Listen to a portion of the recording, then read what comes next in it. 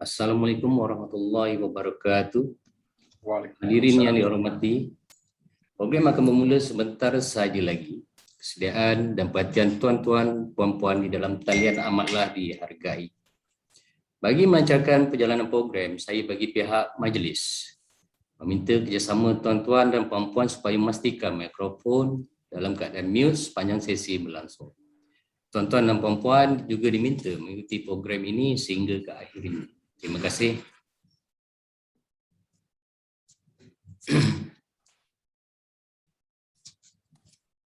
Bismillahirrahmanirrahim.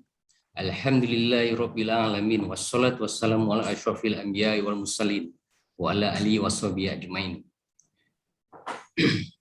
Bagi memberkati majlis pada pagi ini, saya menjemput Encik Lili Rohaidi bin Ali bagi memimpin bacaan doa. Dipersilakan.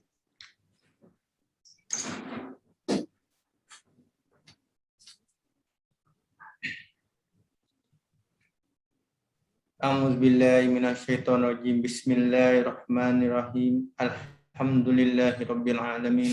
Wassalatu wassalamu ala asyrafil anbiya'i wal mursalin wa ala alihi washabbihi ajmain. Allahumma iftah alaina hikmataka wa anshur alaina min khazaini rahmatika ya arhamar rahimin. Hanya padamu ya Allah kami panjatkan doa serta kesyukuran di atas segala rahmat dan berkat-Mu ya Allah. Bersempena dengan program pada hari ini ya Allah, kami memohon inayah dan taufik hidayah-Mu.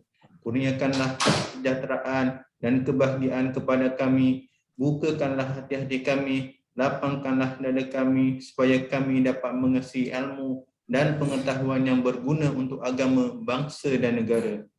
Ya Allah, kami memohon kepadamu agar Engkau berkatilah program kecemerlangan kepimpinan Ketua Pustakawan dan Timbalan Ketua Pustakawan Institusi Pengajian Tinggi Eslip Siri 2 ini dengan limpahan rahmat-Mu. Semoga segala usaha kami dalam program ini mendapat keredaan dan hidayah daripada-Mu ya Allah. Sesungguhnya pada hari ini kami bersama-Mu kerana-Mu ya Allah. Kami bersama untuk menimba ilmu, bertukar pendapat, menyumbangkan buah fikiran, menghubungkan silaturahim dan memberi sokongan ke arah meningkatkan lagi prestasi kami. Kami memohon kekuatan dari hadrat-Mu ya Allah, supaya kami yang hadir pada hari ini agar kami dapat melaksanakan segala kebajikan. Dan kami pohon perlindungan daripada-Mu ya Allah, daripada melakukan keburukan. Ya Allah, kurniakanlah kepada kami kekayaan ilmu pengetahuan dan hiasilah diri kami dengan sifat lemah lembut. Serta muliakanlah kami dengan ketakwaan, keindahan diri kami dengan kesihatan yang sebaiknya. Rabbana atina fid dunya hasanah wa fil akhirati hasanah wa qina azabannar. Wa sallallahu ala sayyidina Muhammad wa ala alihi washabihi wasallam. Walhamdulillahi rabbil alamin.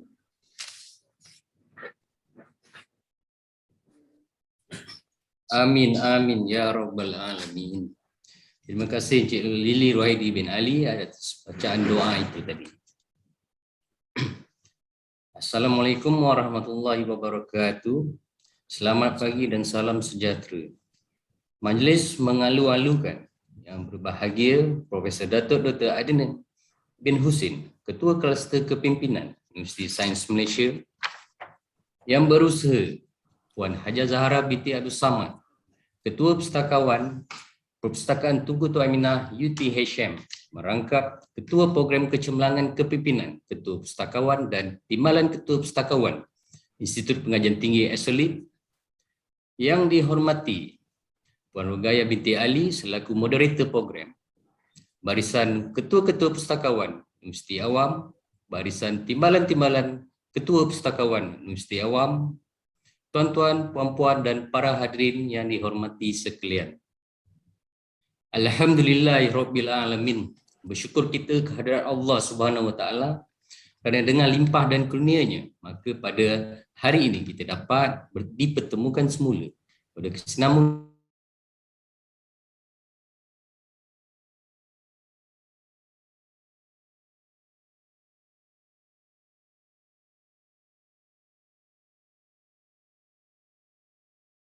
Jawatankuasa Ketua Pustakawan Universiti Awam JKKP UA dan Perpustakaan Tunku Tua Aminah UTHM bagi memantapkan kelestarian kepimpinan pegawai kanan perpustakaan. Ia juga bertujuan bagi memperkasa peranan ketua pustakawan dalam mendepani perubahan ekosistem pendidikan tinggi yang sangat dinamik dan mencabar serta perlu peningkatan kompetensi kepimpinan. Para hadirin sekalian, program SLIP akan diteruskan dengan perkongsian daripada yang berbahagia Profesor Datuk Dr. Adnan bin Husin bertajuk Leading with NLP, Critical Library Leadership Skills. Program ini akan dikendalikan oleh Yang Dihormati Puan Rogayah binti Ali selaku moderator program. Untuk pengetahuan yang berbahagia Datuk, Puan Rogayah binti Ali merupakan Ketua Pustakawan di Perpustakaan Hamzah Sendut, Universiti Sains Malaysia. Beliau berpengalaman luas di dalam bidang kepustakawanan selama 31 tahun. Latar belakang pendidikan beliau adalah ijazah sarjana muda kepujian biologi dalam bidang genetik dari UKM dan lepasan ijazah sains perpustakaan dan maklumat dari ITM. Sebelum itu, beliau berkhidmat sebagai pegawai takdir di Perpustakaan Perubatan USM. Beliau juga menjawat jawatan sebagai pengerusi Persatuan Pustakawan Malaysia PPM Kumpulan Utara sehingga kini.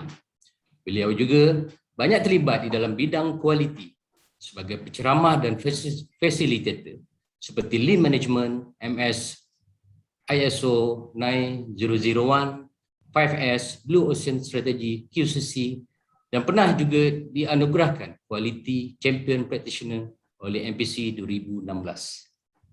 Tanpa melengahkan masa, majlis dengan segala hormatnya mempersilakan Yang Dihormati Puan Rogayah binti Ali selaku moderator bersama-sama yang berbahagia Profesor Datuk Dr. Adnan bin Husin dalam pengkongsian sesi pertama Leading with NLP, Critical Library Leadership Skills.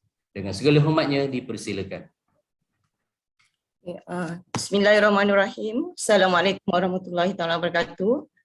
Rabbi yusri wa yassirli amri wahlul 'uqdatam min lisani yafqahu qawli. Dan terima kasih kepada pengerusi majlis Cik Sahrul Mat Rizal Samsuri. Yang saya hormati yang berbahagia Profesor Datuk Dr. Adnan bin Husin, Ketua Kluster Pimpinan Universiti Sains Malaysia. Yang berusaha Puan Hajah Zarah Abdul Samad, Ketua Pustakawan Perpustakaan Tun Aminah UTHM.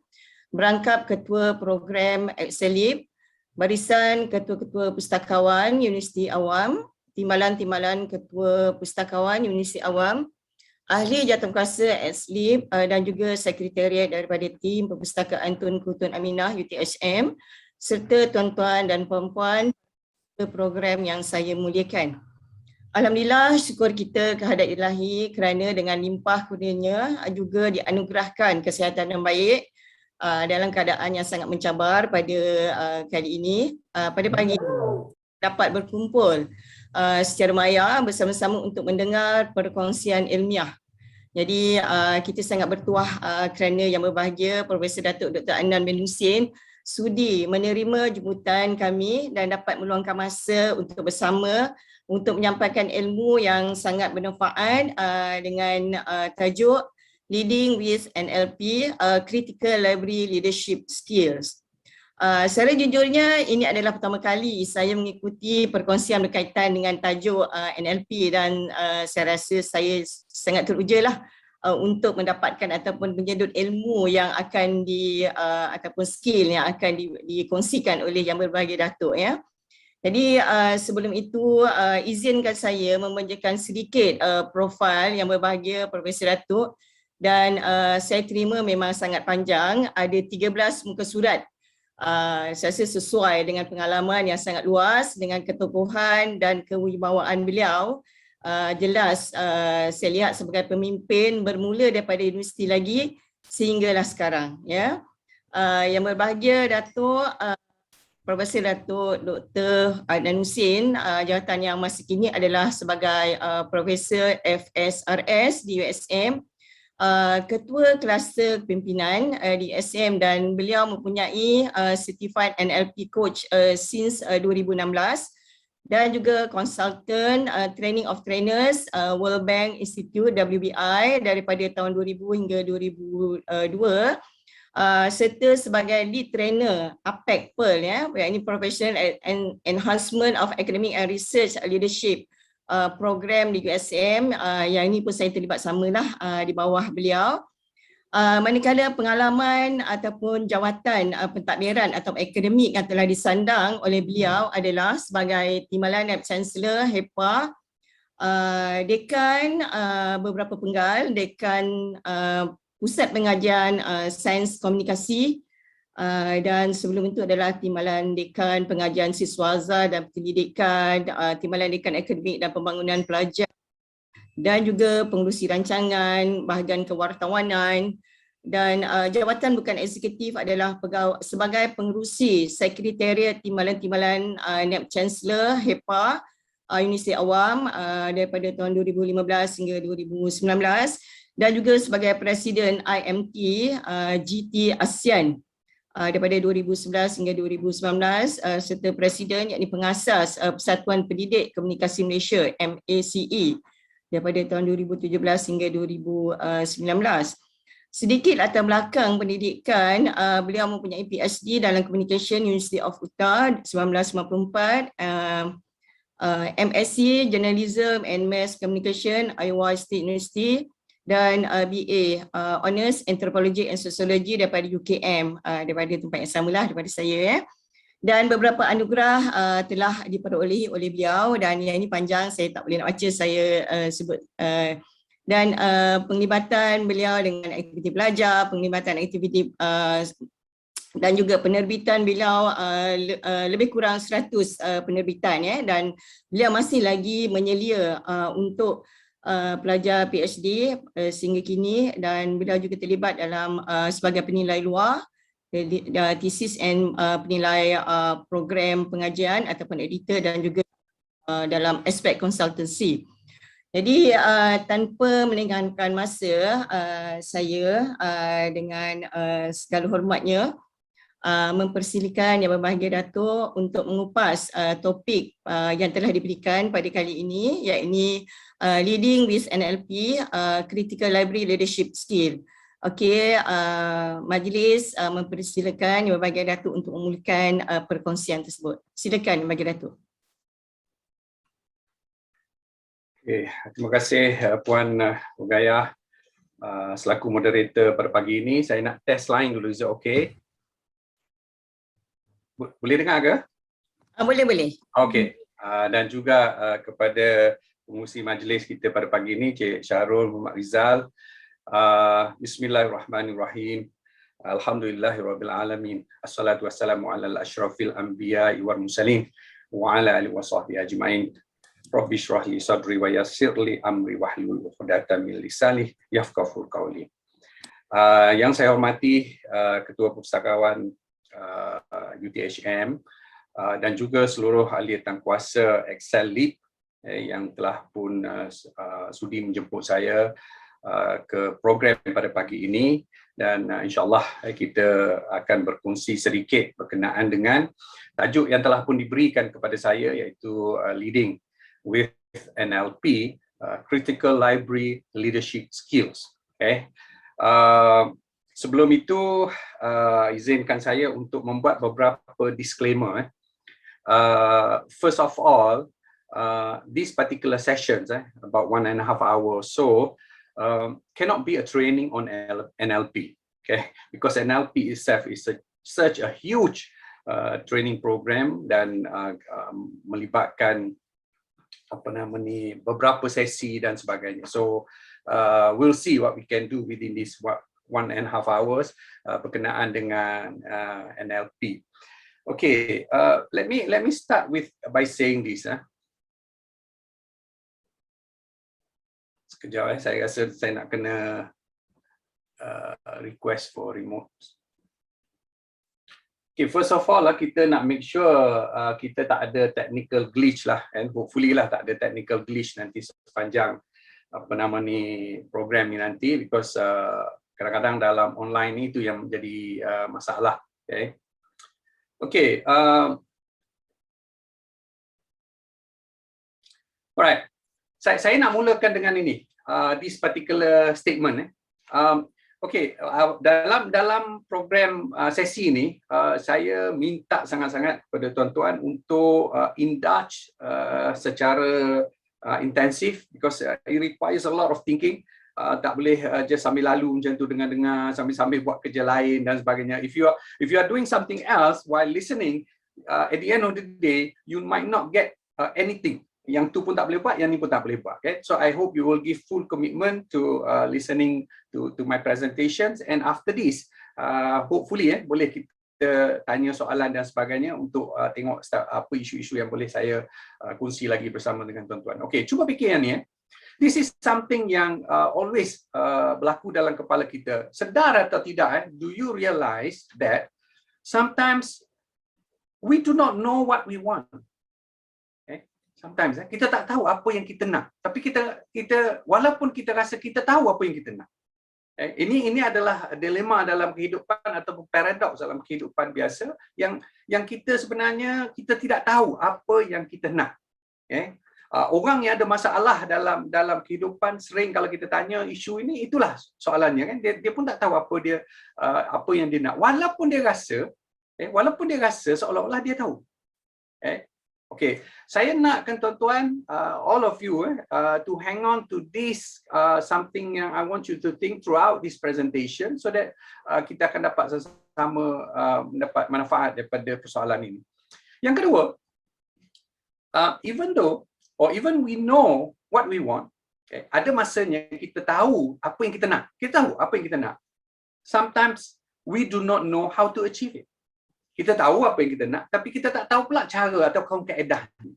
Okay, so ini dua persoalan, dua paradoks yang saya rasa saya nak tinggalkan di sini dahulu, dan kita pergi kepada saya nak tahu your level of knowledge on NLP. Okay, so mungkin saya minta sekretariat kalau boleh kita buat sedikit survey berkenaan dengan pengetahuan para peserta, and I want all of you to participate. Saya nakkan semua participate dalam this particular survey, because at least it give me some idea kat mana saya perlu beri penekanan dan sebagainya. Okay, saya ada soalan how much do you know about NLP? Macam mana sekretariat boleh launch the survey?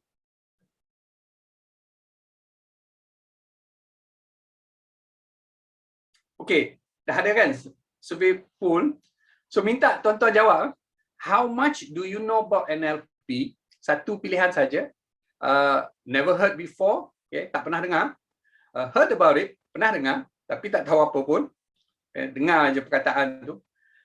Heard about it and read about it quite a bit. Dah baca, dah dengar, mungkin dah tengok video ataupun buku dan sebagainya. Ataupun pernah mengikuti mana-mana latihan berkaitan dengan NLP. Please answer one of those.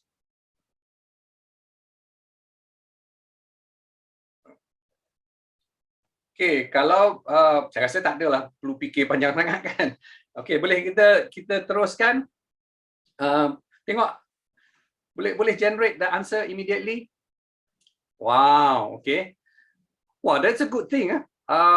Zero orang yang tak pernah dengar. Maknanya sedikit sebanyak dah tahu, dah pernah dengar, bukan dah tahu, dah pernah dengar sedikit sebanyak NLP, tapi tak tahu apa NLP itu. Pernah dengar, okay, good sign that you are ada dah kat situ a bit of awareness. 24% sebenarnya dah pernah baca, dah pernah dengar, mungkin dah pernah menonton video, dah pernah baca buku dan sebagainya lah. Dan a good portion, about 14% pernah melalui NLP. Wah, this is going to be a good discussion dengan saya nanti ni. Because this 14% ini has a lot of information and also knowledge about NLP, and maybe you yourself are already an NLP practitioners. Okay, so thank you for that question. Okay, so at least saya kena betul-betul bersedia untuk 14% ni, because dia ada pengetahuan, mungkin pengetahuan dia pun lebih masak daripada pengetahuan saya berkenaan dengan NLP. Okay, can we go to the second one?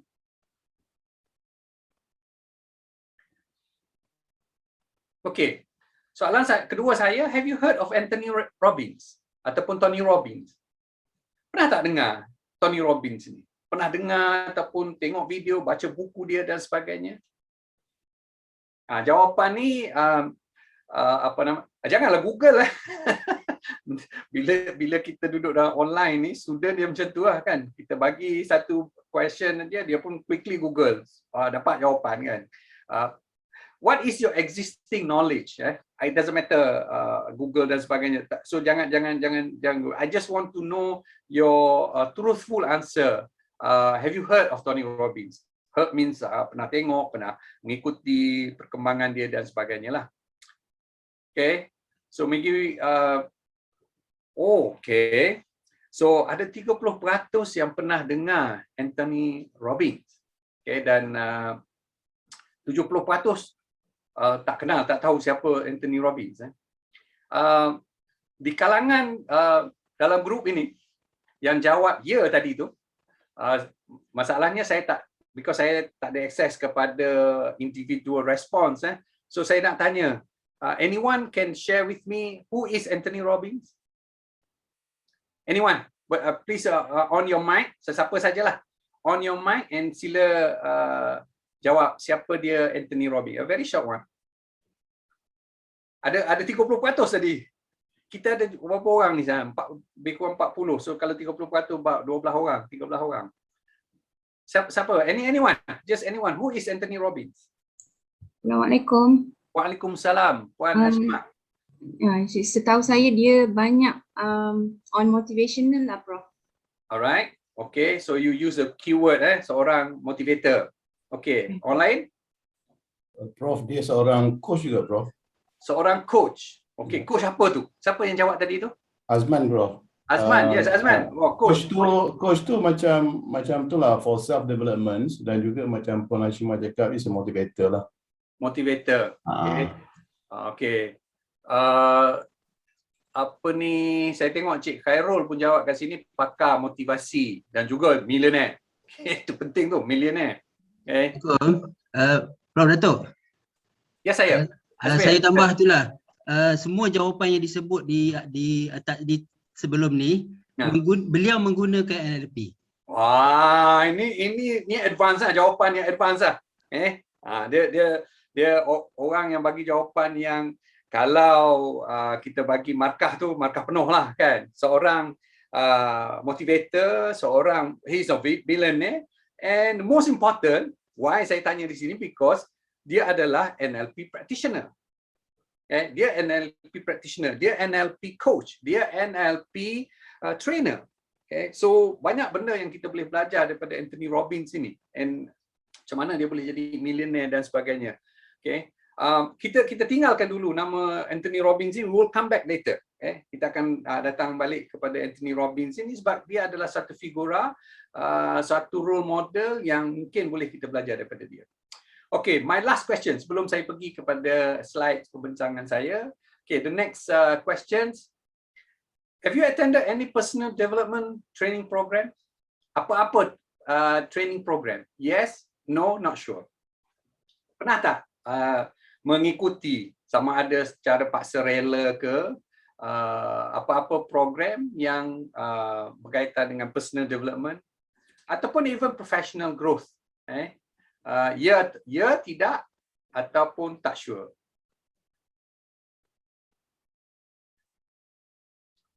Okay.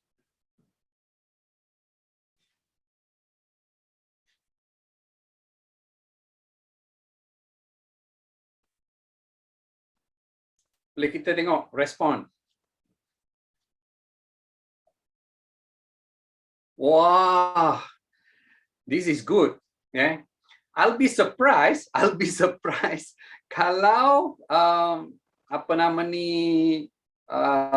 jawapan yes itu a very small number. There must be something wrong with our system because training for personal growth, professional growth dan sebagainya is very essential.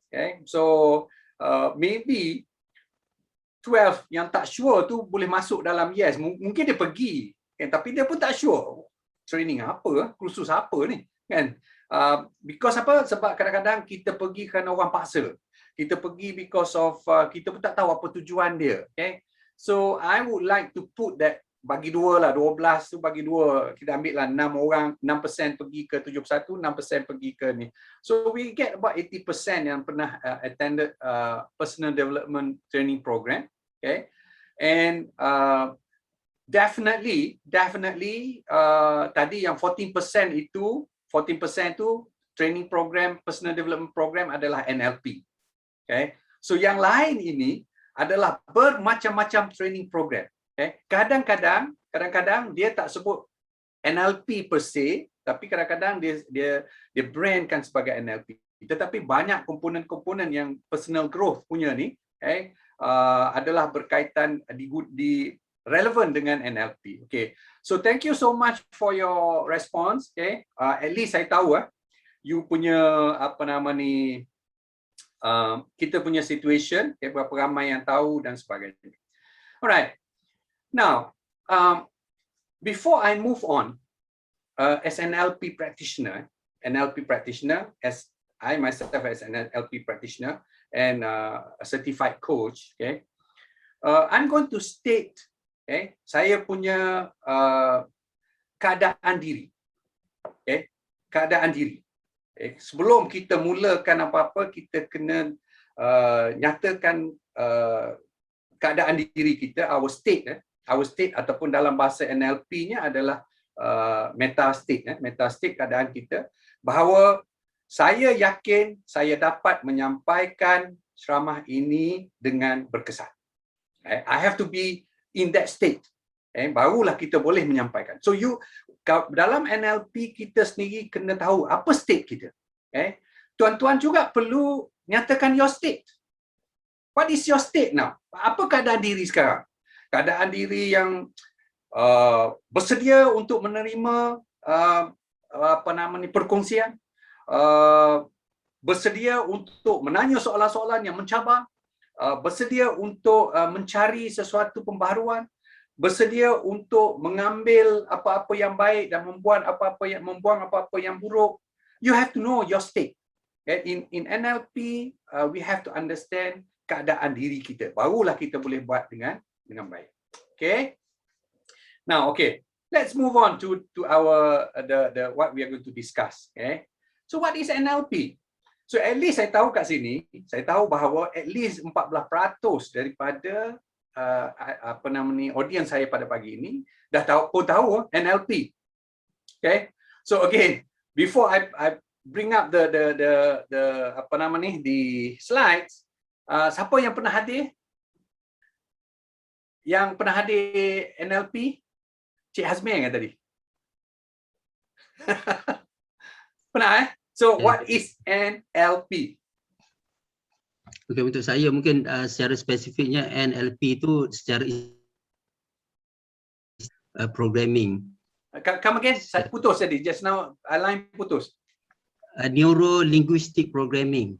Okay, good. Alright. Because kadang-kadang kita confuse. Ada satu lagi yang short form dia, abbreviation dia NLP juga, tapi dia panggil natural linguistic. That is totally different. Natural linguistic programming itu something different. Bukan NLP yang kita nak bincang pada hari ini. Ramai orang yang sebut berkenaan dengan NLP. Okay, for those yang tak pernah the 14% tu maybe you dah tahu. Kalau saya boleh tengok Cik Azmi tadi mewakili kumpulan bahawa dah tahu at least nama dia NLP. For those yang tak pernah dengar, ni soalan ini kepada the next 81%, 89% also. What comes to your mind when you heard about now Cik Azmi dah sebut Cik Azmi dah sebut neuro linguistic programming. What comes to your mind? Anyone wants to share? Or before you come to these sessions, what goes into your head when it says neuro linguistic programming, or bila you Google ataupun you know NLP? Kepada orang yang tak pernah dengar, silakan. Anyone volunteer? Saya sebut Cik Hazmi ni sebab dalam skrin saya ni, saya menghadap betul dengan Cik Hazmi. Dia macam kalau dalam dewan tu dia duduk depan-depan, kursi depan sekali. So I'm sorry ya kalau hopefully orang-orang di belakang tu yang tak ada gambar dan sebagainya, please come forward. Biasa tu dia memang ke depan selalu. Oh ya ke? Oh dia memang, Cik Azman ni memang duduk depan, nampak gaya pula kan. Okay, Kelas anyone? monitor, Datuk. Siapa dia? Kelas monitor. Oh, kelas monitor, no wonder. Gaya body language dia pun tahu dah. Dia memang is very much in command. Okay, anyone else yang tak pernah dengar, tak pernah pergi training, yang tak tahu apa benda NLP, yang jawab no tadi. Yang jawab soalan saya kan. How much do you know about NLP? Dia tahu sikit, tapi that's about it. Tak tahu langsung tu tak ada tadi.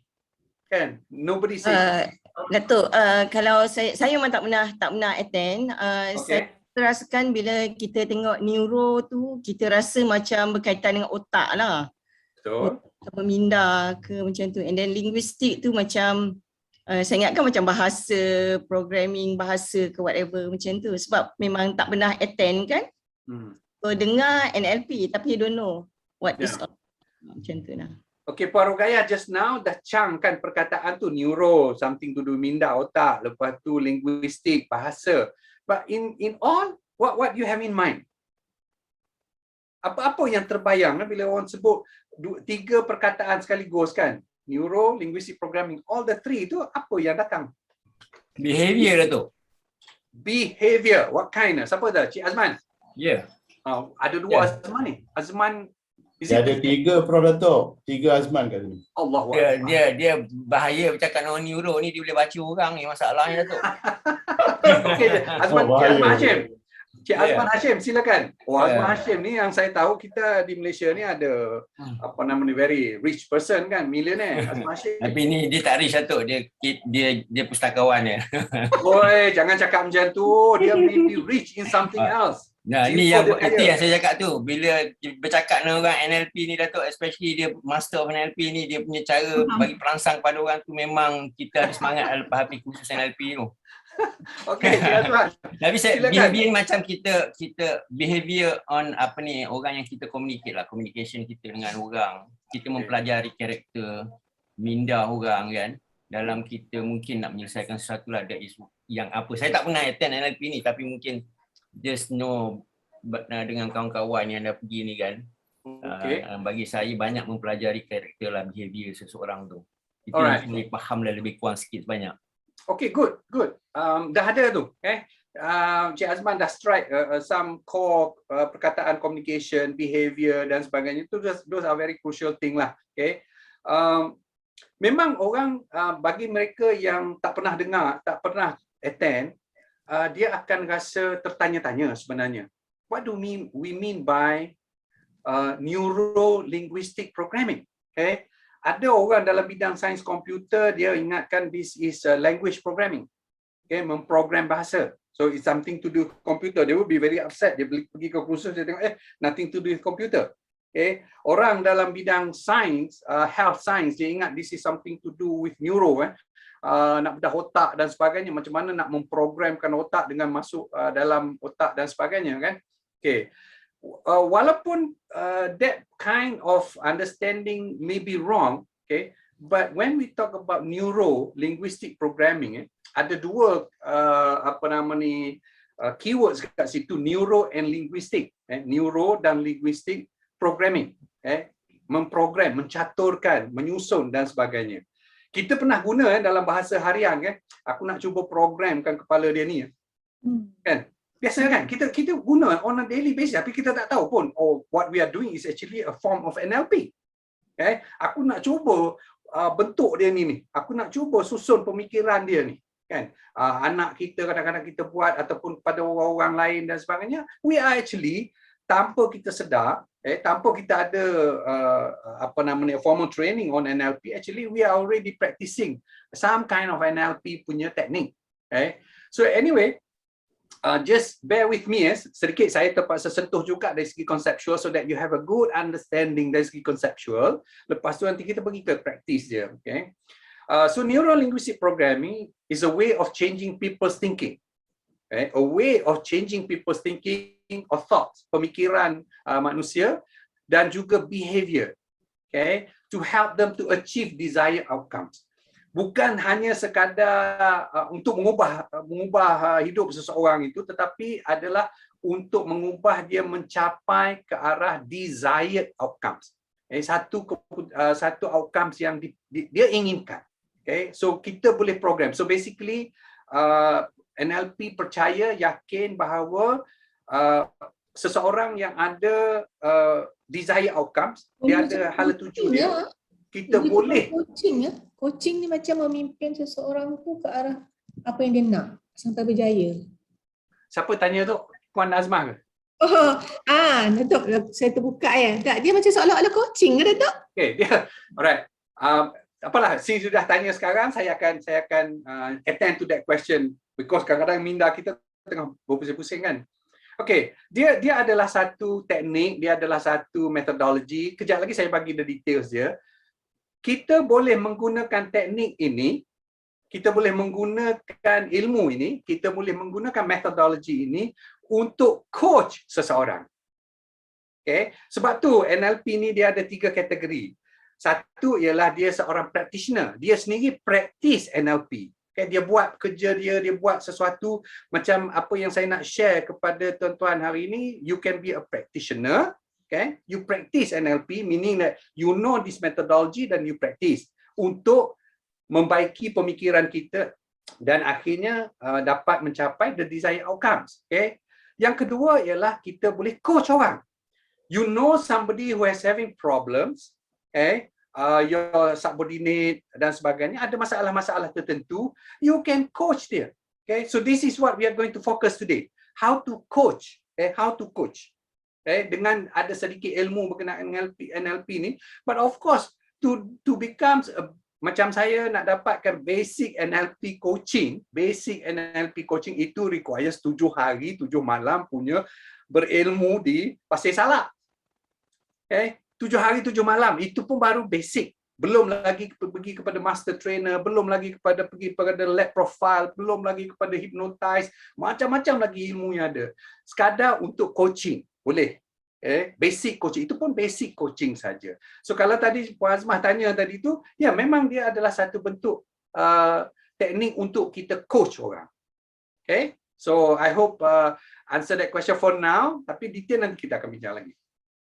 Okay, bagaimana neuro-linguistic programming works? Okay, it operates through the conscious use of language to bring about changes. Okay, tadi Cik Azman Hashim pun ada sebut berkenaan dengan behavior.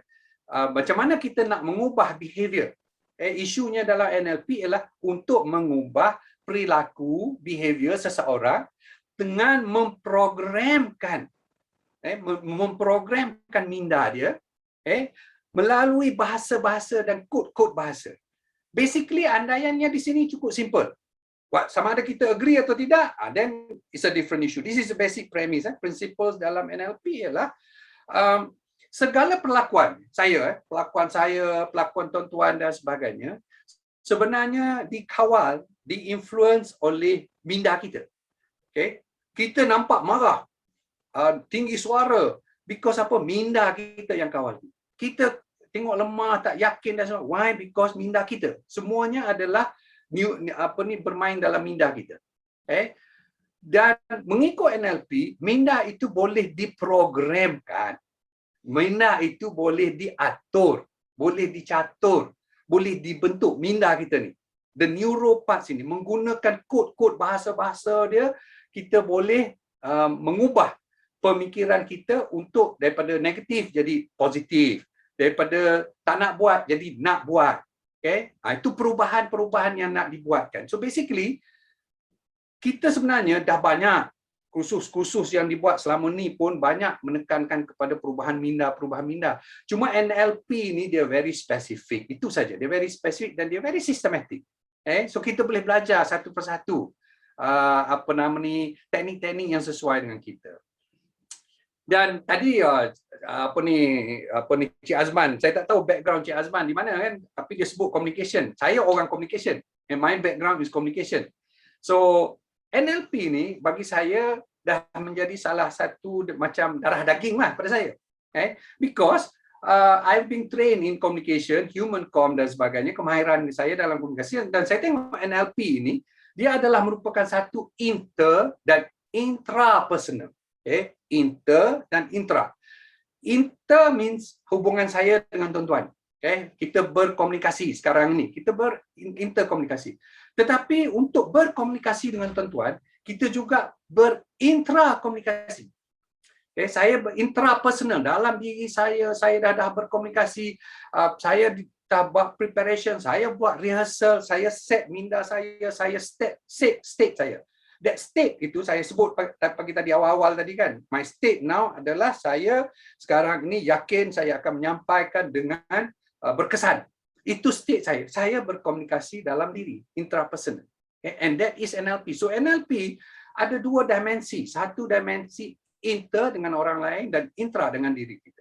Okay? So dia kata inter and intrapersonal communication model that deals with relationship between successful behavioral patterns and the underlying subjective experience. Okay, so bagi mereka yang bukan dalam bidang komunikasi, bukan dalam bidang behavioral science, bukan dalam bidang psychology, maybe akan struggle dahulu because you need to understand the basic concept dalam bidang-bidang ini. Okay, bagi saya, bila saya pergi kursus NLP, apabila nak dibincang berkenaan dengan inter and intrapersonal communication, pada saya it's too basic. Because pada saya dah sampai ke satu level yang lain untuk intra dan communication. Jadi mudah bagi saya. Tapi bagi orang yang tidak ada basic dalam intra and interpersonal communication, maybe you have to learn some basic concepts berkenaan dengan itu dahulu. Itu je beza di antara orang yang ada ilmu yang berkaitan. Kebetulan kita ada ilmu yang berkaitan. Okey, ada dua orang yang perlu dikenali dalam bidang ini selain daripada tadi kita sebut sebagai orang yang paling berjaya dari segi practitioners dia. Tapi founder dia ialah Richard Bandler dan John Grinder. Richard Bandler dan John Grinder. But since ini bukan kursus NLP per se, I don't want to go into the history of who they are, apa research yang dia buat dan sebagainya lah. Nanti kita letih, mengantuk benda-benda itu kan. Tapi cukuplah kita tahu bahawa dia diasaskan oleh dua orang ini yang akhirnya go different way. Mereka pun terpaksa berpisah di antara satu sama lain because masing-masing ada teknik-teknik dan yang mereka berbeza. So maksud saya ialah walaupun dia diasaskan daripada dua orang yang sama asalnya, tetapi sekarang ni NLP ni dah bercabang jauh, banyak macam-macam yang telah pun berlaku dalam NLP itu sendiri. Okay, please stop me when I'm going too fast. Kalau saya terlalu laju ataupun you rasa saya kena tanya sekarang juga, please go ahead, jangan risau. Sebab because pada saya kita tangguhkan, kita dah set minda kita dah bertukar dengan soalan lain ya. Dia apa ni Datuk, saya nak tanya. Okey. Assalamualaikum Dok. Sebelum dia Waalaikumsalam. Silakan Cik Azman.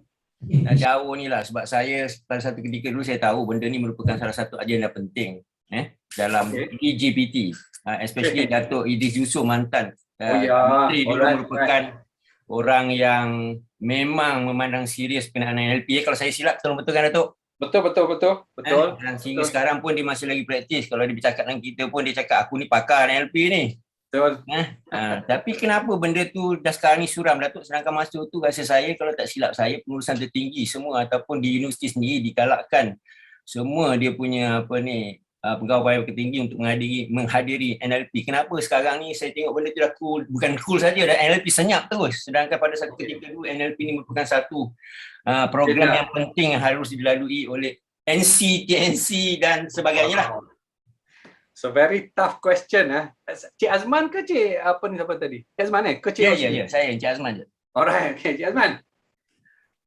Actually saya nak mulakan mukadimah dengan tu tadi, tapi saya takut saya kekurangan masa, so saya go straight to the point. Tapi tak apa, because you tanya very pertinent question kan, eloknya kita reservekan ke belakang, tapi saya nak jawab sikit lah. Okay? Those who went through NLP training, sepatutnya pada masa Datuk Seri Idris Yusof menjadi menteri, beliau adalah seorang NLP practitioners, believers, Kalau pernah duduk dengan dia, tuan-tuan akan sedar dia is a very positive thinking person. A positive thinking person. Dia tak suka bercakap masalah-masalah. Okay, because pada dia ialah it's about moving forward. Sebab itulah datang hasilnya soaring upwards. Okay, itu dia datang daripada orang yang soaring upwards itu sendiri merupakan satu state. Okay, nak buat apa-apa kalau tengok Tok Yeh kan. Kalau ingat lagi kita kan zaman tu kan, wah macam ni soaring upwards. Kan? Why? Because you need to have the state yang proper. Okay. Hasrat beliau ialah supaya benda tu di-adopt oleh universiti because he believes that NLP boleh mengubah kehidupan kita. Okay. Positive thinking boleh mengubah kehidupan kita. Okay, saya put it this way. Kenapa dia nampak macam suram? Those who went through sebenarnya mereka dah pun menjadi NLP practitioner secara senyap-senyap. They are practicing it. Dia menggunakan teknik tu di mana-mana mereka perlu. Cuma dia tidak membuat latihan ataupun coaching ataupun kepada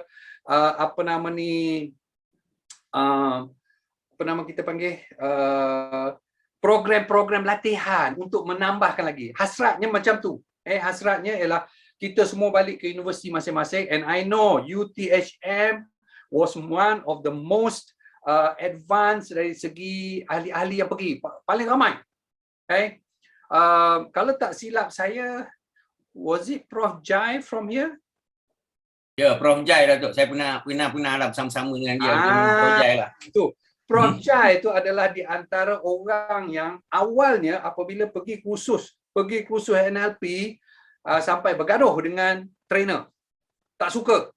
Tapi keluar balik, he was the one yang truly believe in NLP dan buat dan sebagainya.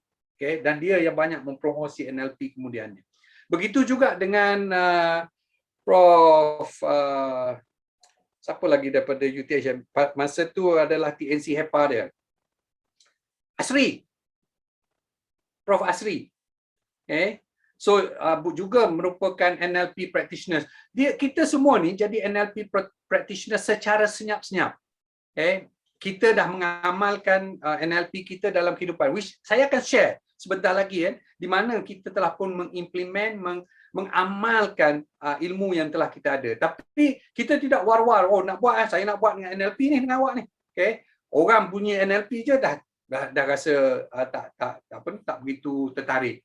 Okay? So harap saya jawab sementara dahulu Cik Azman kat situ tu. I'll keep in mind, raiskan balik at the end of the ni, saya boleh bagi details lagi. Sekarang terima kasih Datuk. Datuk Sri Idris buat NLP dengan Felda. Dia chairman Felda sekarang ni. Kalau tengok actively buat dengan Felda because dia rasa perlu diubah pemikiran orang-orang Felda. Macam mana nak ubah pemikiran orang Felda? NLP lah cara dia. So that's what a true believers of NLP.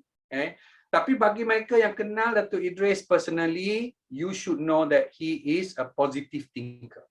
Dia tak suka bercakap berkenaan dengan, of course, mengata orang, benda dan sebagainya, tak ada. Dalam kamus dia tak ada. Datuk Idris adalah seorang yang sentiasa move forward. Okay, let's move forward. Itulah jadi soaring upwards itu. Kalau orang tak faham latar belakang dia, main apa benda lah, nak bersorak-sorak, itu adalah state kita. Kita kena state, kita kena nyatakan all the time. Dan kita kena mengukuhkan benda tu all the time. Itu orang NLP. Kalau tengok orang NLP cakap, dia memang cakap macam itulah. Alright. Okay, so in a nutshell, secara ringkas lah kan, kita boleh bincang in detail, tapi saya rasa you all are interested more on the practice je rather than on the conceptual. Saya boleh rumuskan macam ni lah. It is a tool, it is a method, it is a technique that influence the behavior, salah hijau sikit tu, behavior of the brain. Brain kita ni pun bergerak kan, cara dia bergerak dan sebagainya, the brain, using linguistic, menggunakan teknik-teknik linguistik dalam kepala kita to recode brain's response to stimulus, to stimuli. Maknanya secara ringkasnya NLP ini adalah merupakan satu kaedah, satu metod, satu teknik yang boleh mempengaruhi perilaku minda kita perilaku minda kita dengan cara kita memprogramkannya apa yang kita nak. Okay, so the keyword yang saya tanya di awal is always relevant, kan? Apa yang kita nak. Kadang-kadang kita rasa kita tahu apa yang kita nak, walaupun kita tak tahu, tapi kita kadang-kadang kita tahu apa yang kita nak, tapi kita tak tahu cara pula kita nak sampaikan. Okay, so itu yang cuba diadreskan oleh NLP. So kalau secara mudahlah, kalau saya tulis kat sini, relevan dengan kita ialah secara mudah NLP adalah ilmu, kaedah dan teknik untuk membantu individu, kan, dalam apa saja kapasiti. Sebagai ketua, if you are a leader, sebagai pengurus, sebagai pekerja, as a staff, if you know the NLP tools, kita boleh gunakan ilmu itu untuk mencapai tahap yang lebih tinggi dalam kehidupan peribadi kita atau profesional atau organisasi dalam persendirian. Frankly, ada ilmu NLP ni sebenarnya banyak membantu dalam hubungan rumah tangga. Saya harus mengaku. Kadang-kadang kita rasa kita lah sentiasa yang betul dan sebagainya, tapi dia memberi satu kesedaran lain berkenaan dengan apabila kita sentiasa berkomunikasi dengan diri kita. Okey. Apa gunanya kita ada skill ni? What is it? Importance. Satu ialah tadi yang ditanya oleh siapa tadi, Puan tak ingat dah saya siapa tadi yang tanya tadi. Puan Azmah. Puan Azmah. Okey, sorry. Sebab tak ada gambar tu jadi lambat nak datang dalam minda saya, kan. Sebab nampak nama je Azmah. Okey. Puan Azmah tadi tanya coaching. Yes, itulah. What is NLP skill good for? For coaching. So kita akan berikan sedikit masa untuk coaching ni. Apa dia coaching? Untuk negotiation skill. Dia sebagai satu bentuk kemahiran, tools untuk kalau kita nak negotiate sesuatu, untuk memenangi dalam negotiation. Sebab tu business people, ni lain sikit lah, kita bukan business people. Business people amat suka kepada NLP.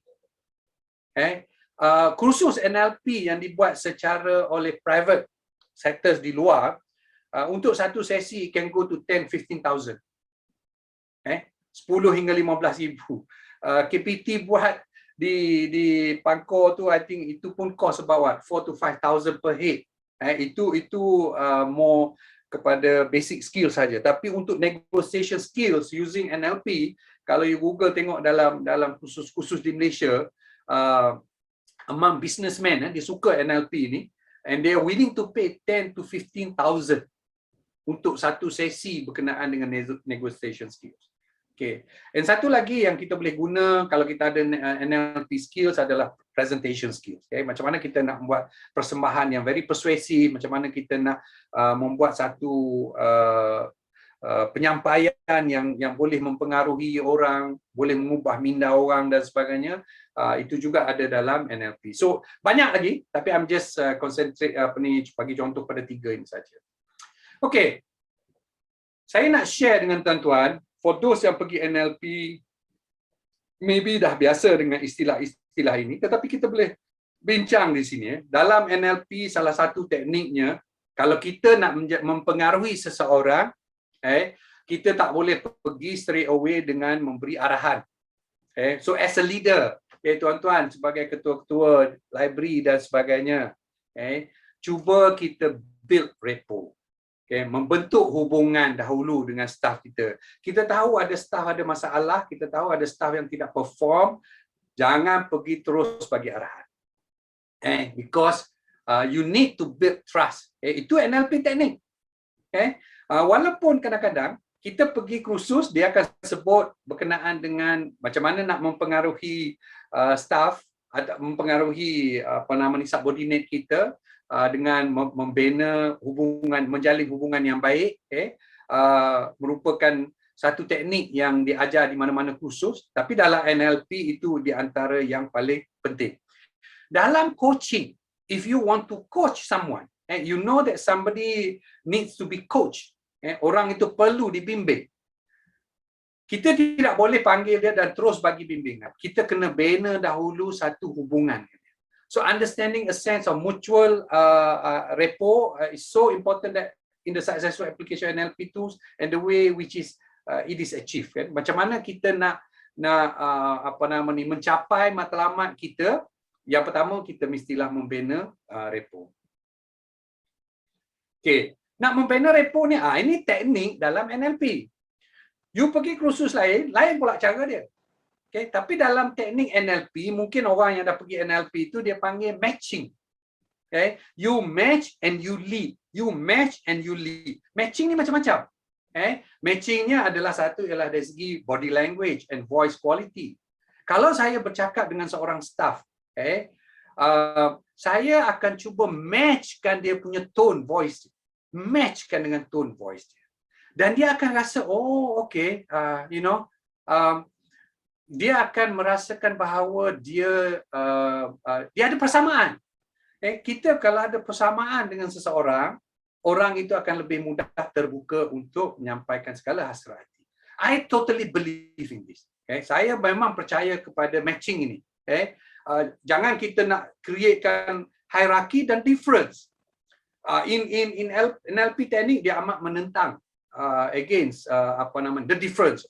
You sebagai orang bawah, then you are no longer matching. Kita cuba matchkan. Kita sebenarnya duduk dalam universiti ni sama-sama je. You apa kerja, saya pun pekerja. You ada tanggungjawab, saya ada tanggungjawab. You know that kind of language yang kita gunakan bahawa ada persamaan. Matching sensory language ada dalam minda kita, benda yang dia terfikir, kita rasa kita boleh bayangkan apa yang dia terfikir. Bukan kata jangan buat tak hirau, jangan bawa masalah family bila nak cakap dengan saya. Dalam diri dia ni ada macam-macam, dalam pemikiran dia ada macam-macam. Values is very important. Nilai hidup kita dengan nilai hidup dia. Cuba cari persamaan di mana nilai itu boleh kita samakan. And then matching the current experience. So we can go the whole morning discuss about macam mana building rapport through technique matching and leading. So saya nak tunjukkan di sini, nak highlightkan perbezaan di antara teknik building rapport dalam kursus-kursus growth yang you all pergi, personal growth or development yang tuan-tuan pergi, mungkin ada juga menceritakan berkenaan dengan building rapport. Kan? I'm sure ada. Membina keyakinan dengan staff dan sebagainya. Tetapi dia tidak menggunakan teknik matching. So teknik inilah, itu saya sebut teknik inilah teknik NLP. Itu beza dia. So kalau kita nak guna teknik NLP, kita kena gunakan apa yang kita sebut sebagai matching. Or maybe kita dah guna pun. Kan, kita dah guna pun teknik-teknik itu, tapi kita tak tahu pun sebenarnya itu adalah teknik yang digunakan oleh NLP. Okay. Dia sebenarnya NLP ni bukanlah something yang dia keluarkan benda yang baru. No, it's not. Tetapi dia ambil daripada teknik-teknik yang successful. Dia ambil teknik-teknik yang successful, dia polish teknik-teknik tersebut dan akhirnya dia brandkan sebagai ini adalah teknik NLP. Okay. So for all you know, matching ini mungkin dah biasa buat dah, tak ada masalah. Okay. Sebab tu pada saya, apabila saya praktis benda-benda ni, saya boleh recall balik. I've been doing this. Kan, kita dah buat dah. Cuma kita tidak buat secara sistematik. Dalam NLP ni dia tunjuk macam mana cara nak buat matching secara sistematik.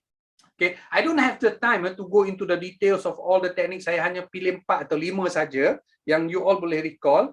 Kalau ada teknik-teknik lain, ada buku lain pula teknik dia, ada coach lain teknik dia dan sebagainya. Okay, yang kedua ialah individual state management and anchoring. Okay.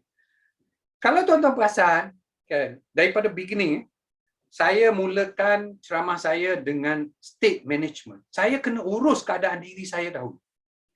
Kita nak berjumpa dengan orang, kita nak berjumpa dengan, nak influence orang, kita mestilah urus diri kita dahulu. Kita tak boleh sembrono saja pergi, lepas tu kita heran, siapa kita tidak berjaya. Sebab kita tidak mengurus state kita, state keadaan. State di sini bukan negeri, state adalah keadaan, mengurus keadaan. Keadaan saya adalah keadaan yang positif, keadaan saya adalah yakin, keadaan saya boleh. Dia mesti dinyatakan secara positif. Okay. So kalau saya nak influence orang, saya tak boleh daripada awal rasa oh ini berat ni, tak boleh ni rasa-rasa macam ni, macam mana nak buat ni. Habis kan. Orang yang saya nak influence pun tak boleh. Okay. Maknanya pada saya apabila saya berdepan dengan seseorang, kita kena nyatakan state kita dengan baik dan kita anchorkan. Anchor means kita tetapkan dengan that kind of state. Okay. Bagi kita orang-orang Islam, okay, saya sering sebut benda ni, state management, anchoring dan sebagainya. Kenapa kita baca doa Nabi Musa tiap kali kita nak memulakan satu ceramah atau satu perbincangan? Rabbi shrah li sadri wa yassir li amri wahlul 'uqdatan min lisani yafqahu qawli. Why? Saya nak tanya, siapa pandai yang boleh. Kenapa kita dianjurkan untuk membaca?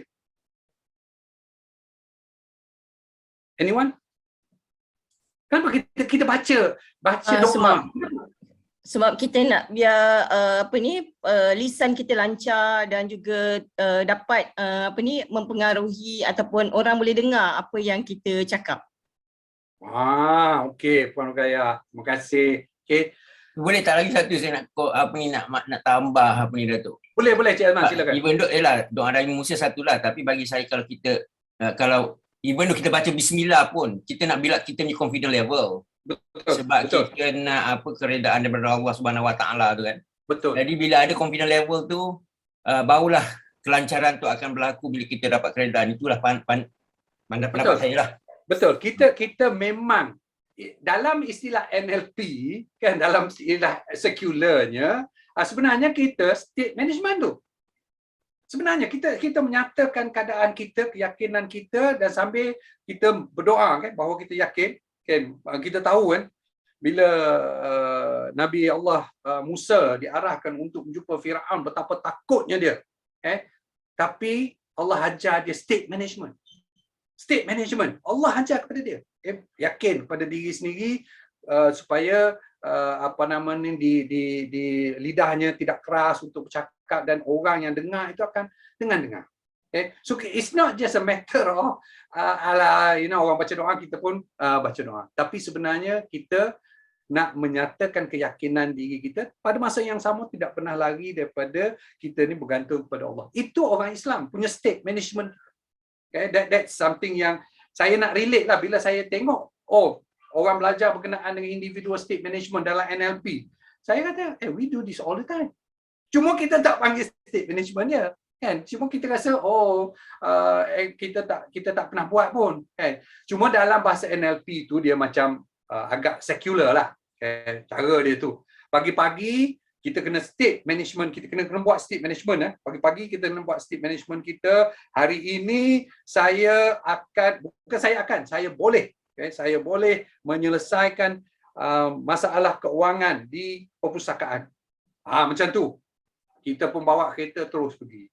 That we go with that kind of state and we anchor itulah hari ini. Tapi kalau kita start hari kita tak tahu apa, and how do you expect you want to move things? Alright. Okay. Power of using positive language. Okay, saya dah sebut sebentar tadi kan berkenaan dengan contoh yang terbaik ialah Datuk Seri Idris. Okay, I learned a lot daripada dia. Saya banyak sesi-sesi secara peribadi, one to one dengan dia, of course dalam group dan sebagainya. And I felt like he's someone yang tak ada benda negatif dalam kepala dia. Very unique. Bukan tak ada, tetapi dia dah belajar framing, deframing, dia dah ada. Dia remove, dia tapis keluar dan sebagainya. So bila dia bercakap dengan kita, kalau you mula dengan masalah, kata ya, Datuk Seri, masalah kan, you boleh tengok air muka dia. Dia tak suka.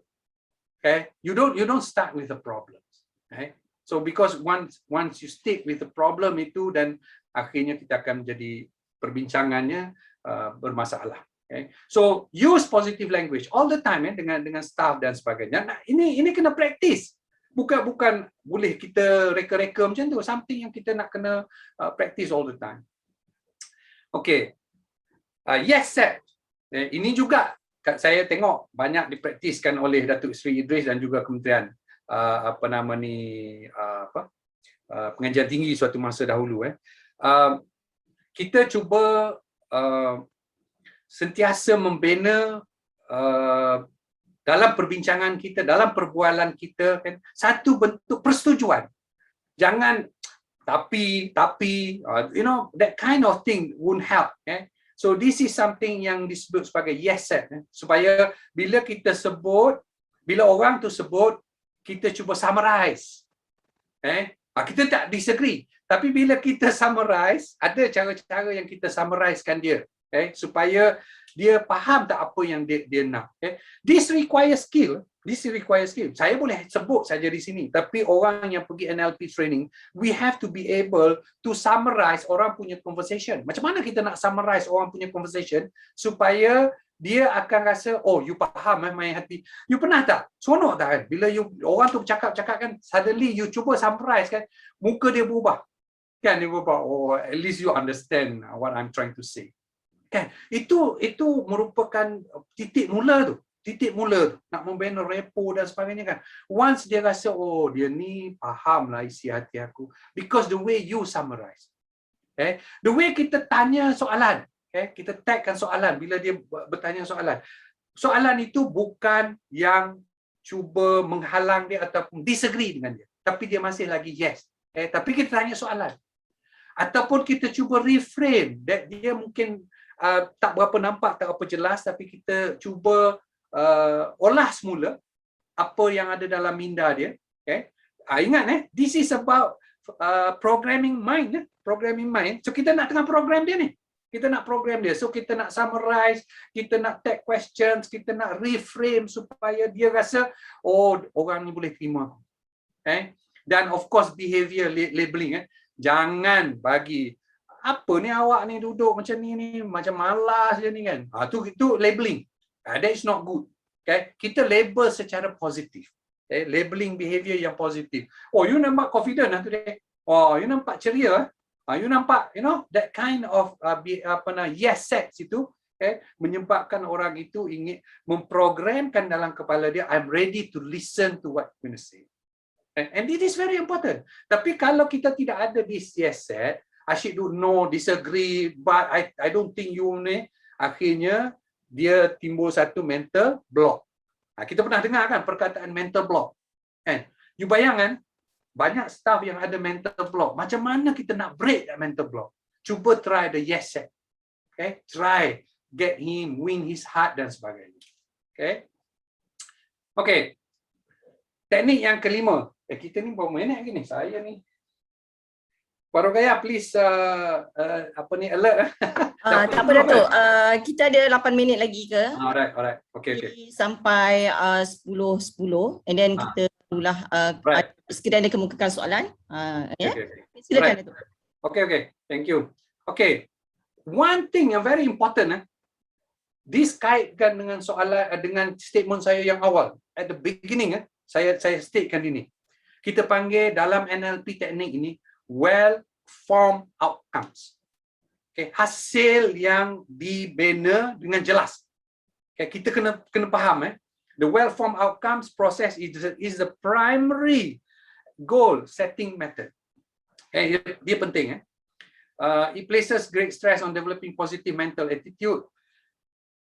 Formula biasanya adalah dalam apa-apa outcomes, kita panggil SMART.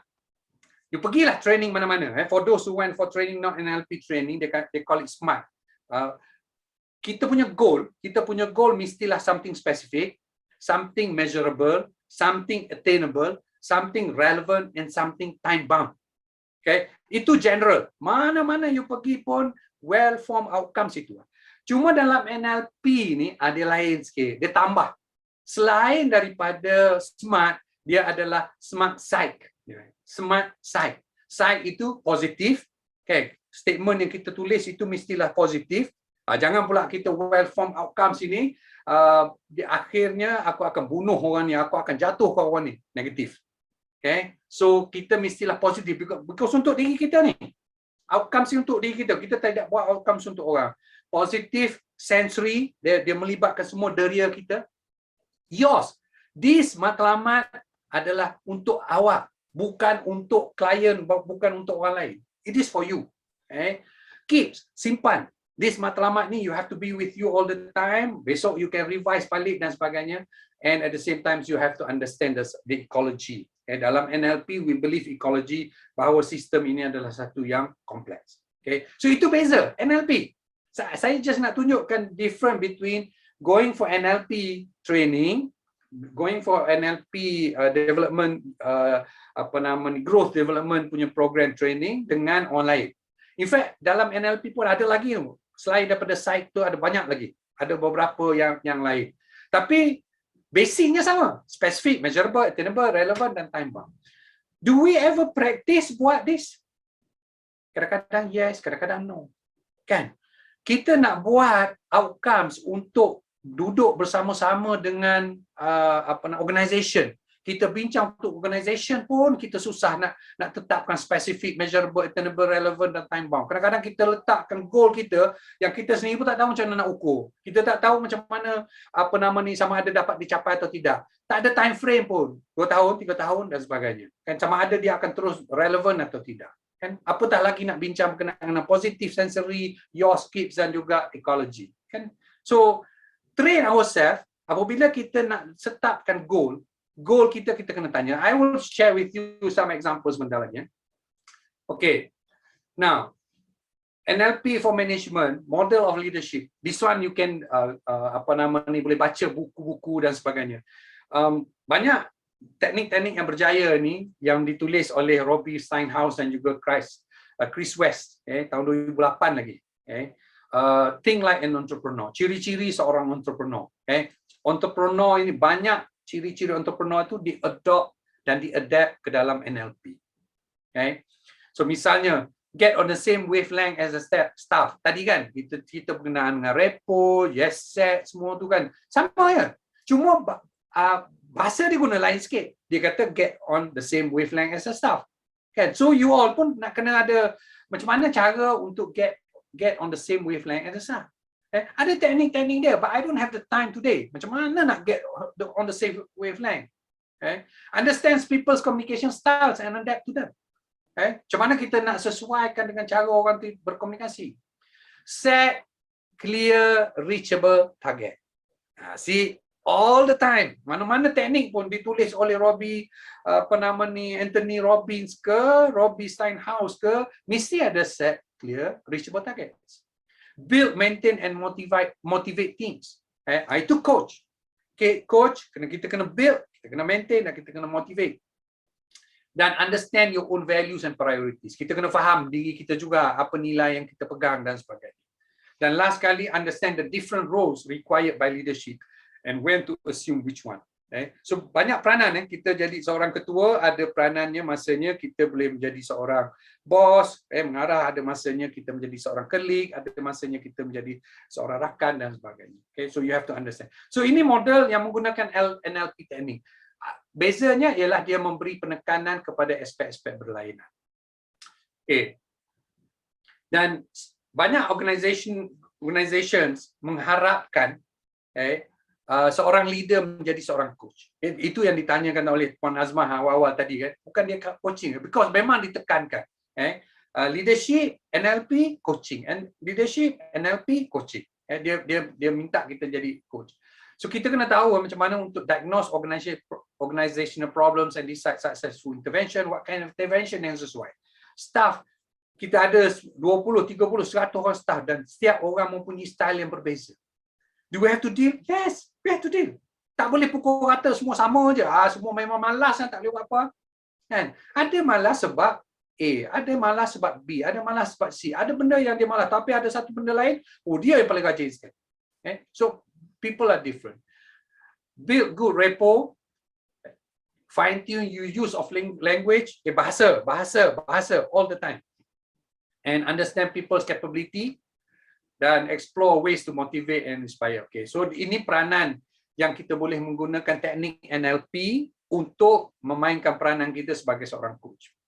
Okay, I think saya nak, kalau you all ada masa, pergilah listen to Anthony Robbins, very successful NLP practitioners, NLP coach, and NLP trainer. He trained people to become NLP practitioner, but he himself believe in NLP yang menyebabkan dia berjaya dan sebagainya.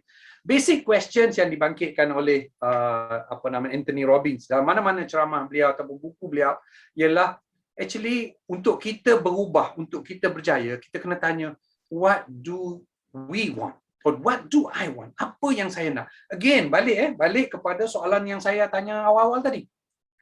Saya dah anchor, ingat anchoring. Saya anchor ceramah saya ini kepada persoalan kita tahu ke apa yang kita nak. Okay? So NLP is about do you know what you want? Okay? Second question, why? Why do you want that? Kita kena ada justification. So ini membuatkan Tony Robbins atau Anthony Robbins berbeza daripada motivator lain. Motivator lain tanya what do you want and how to get that. Tetapi Anthony Robbins, dia punya NLP dia lebih fokus kepada isu why. Pada dia, apabila kita tanya soalan why, kenapa saya nak benda ni? Saya kadang-kadang jadi seorang yang discourage kepada kehendak seseorang. Ramai yang datang pada saya nak buat PhD. Dia rasa sekarang ni trend, ramai orang nak buat PhD. Saya tanya balik, why? Masa tu dia baru nak fikir, why do you want to do PhD? Why? Okay, tak boleh nak jawab. Raba-raba mencari-cari, saya kata, okay, can you go back and answer the question, why do I want to have a PhD? Okay? If you can answer that, okay, the most important to answer that mestilah a well-formed outcome model. Nak jawab tu, kena ada a well-formed outcome. So itulah yang diajar oleh Anthony Robbins. Okay, macam mana kita nak bina a well-formed outcome model, baca buku-buku dia dan sebagainya. Okay, banyak, saya tak ada masa nak go into the details macam mana Anthony Robbins bezakan di antara resources versus resourcefulness. Kita tanya orang selalu cerita berkenaan dengan masalah dengan resources. Pasal apa you tak boleh move the organisation? Resources. Tak ada resources, tak ada duit, tak ada tu, tak ada. But bagi Anthony Robbins, it's not about resources. It is about being resourcefulness. Macam mana kita nak cari alternatif? Macam mana kita nak tukar benda ni? Macam mana kita nak buat ni? It is about very active mindset. State, keadaan diri all the time penting. What is the state? Kena nyatakan. Modeling. Mencontohi mereka yang berjaya. Okay, I want to share with you. I want to share. Modeling, kita ada role model kita, sentiasa kita ada kan. Siapa yang bagus, siapa yang tak bagus, all the time. Saya tanya seorang yang paling hebat di Malaysia lah, none other than Dr. Mahathir. I'm going to share with you. Ada satu sesi yang saya ada peluang dengan Tun Mahathir duduk berdepan. Saya bukan buat NLP kat dia, tapi saya duduk bersembang dengan Tun di USM. Masa tu nama Tun tengah kontroversi sebab dia banyak menentang Datuk Seri Najib. Tapi USM ni dia daring sikit lah. Kita jemput Tun datang. That's a unique about USM lah. All the time trying to do something yang kementerian pun tak apa happy, tapi kita jemput lah. So saya bila ada peluang, I was the one who organised lah. I'm the culprit lah. Saya duduk dengan Tun. Saya cakap kat Tun, of course saya dah ada ilmu NLP lah masa tu kan. Dan saya tahu kan, orang-orang yang berjaya dan sebagainya ni, dia banyak menggunakan modeling. Dia sebenarnya, saya kata, Tun, can you share with me now, dalam this session saya dengan dia aja, dalam kebanyakan tulisan dia, I have read almost all your books, not all, almost saya katakan, about anything, dan saya banyak baca autobiografi, tulisan orang lain berkenaan dengan Tun. Tak ada satu pun I came across, saya cakap tu sekarang, tak ada satu pun I came across you mentioning any one of your role model. Tak ada satu pun wartawan sepanjang kerjaya saya sebagai seorang lecturer mendengar wartawan tanya, Tun, who is your role model? Tuan-tuan nak tahu apa answer dia? This is Tun, eksklusif perbincangan saya dengan Tun. Saya nak ambil di sini ialah modeling. Saya kata, Tun, can you share with me? Dia pun senyum. Wah, dia kata tak pernah, betul. Tak pernah pula orang tanya saya siapa role model saya. Kan? Kenapa saya boleh jadi macam ni? Dia kata, saya ada dua manusia dalam hidup saya. Role model saya ada dua. Very contrasting. Okay? And that's make Tony very unique lah. Kita suka tak suka dia, it's a different issue lah. Tapi whatever it is, he is a great leader lah, world leader kan. Satu ialah, dia kata, sebagai orang Islam, kita banyak belajar berkenaan dengan Rasulullah. So, I learn a lot of things about leadership Rasul. Leadership dia. Dia kan not so much about agama, all those things kan. Tapi, macam mana Nabi Muhammad boleh mempengaruhi hampir akhirnya ajaran yang dibawa, mengubah setengah daripada penduduk dunia menjadi Islam. Must be a great person. Must be a great person. So dia banyak benda yang kita boleh belajar daripada Rasul punya leadership. One, okay, saya pun faham yang tu, but you have to read a lot lah berkenaan dengan cara-cara Nabi deal dengan masalah dan sebagainya. Okay. Yang kedua siapa tu? Yang kedua ialah the Tsar of Russia. Oh, saya kata, apa nama ni, no wonder lah. Dia kata, no wonder kenapa? No wonder lah dia macam keras. Kan? So dia terpaksa balance dalam hidup dia antara dua ni. Satu ialah Rasul, Rasulullah punya leadership. Satu lagi ialah the Tsar of Russia yang juga successful dalam mengubah Russia daripada masyarakat ortodoks menjadi masyarakat yang akhirnya menggunakan sains dan teknologi yang berubah dan dia menggunakan kekerasan dan sebagainya. So there are times yang saya menggunakan Rasulullah sebagai model saya, ada masanya saya menggunakan the Tsar of Russia sebagai Rasulullah. Poin saya di sini ialah setiap orang ada modeling. Cuma apa yang NLP buat, apa yang dibuat oleh Tony Robbins, apa yang dibuat oleh Richard Bandler, mengambil semua model-model yang sukses ini dan put it on paper, systematically, supaya orang lain boleh emulate, orang lain boleh tiru. Itu NLP. That is NLP. NLP means you take a successful model, whoever, tengoklah kepada aspek-aspek orang itu, ciri-ciri orang itu. Of course, we have to be smart lah. Ada yang tak baik kita buang, ada yang bagus kita ambil. Okay? And I think that's what Tun has done lah. Something yang exclusive to me and I've been sharing with people berkenaan dengan role model yang dibuat oleh ni. Okay. Datuk, ya saya. Datuk, boleh saya interrupt? Masa habis tak mencemburui kita. Betul lah. Aduh. Itulah banyak sebenarnya yang kita okay. kongsi sebab kita memang sangat mengharapkan agar masa tu dapat dipanjangkan tapi kerana apa understood. Ya. Okay. Boleh saya sebab masa diberi hanya sampai 1.5 jam. Jadi itulah saya rasa setelah kita mendengar banyak perkongsian yang sangat bermanfaat dan juga berinformatif, sangat-sangat informatif dan skill-skill yang telah di-share pun kita akan boleh gunakan dan as a take home punya perkara.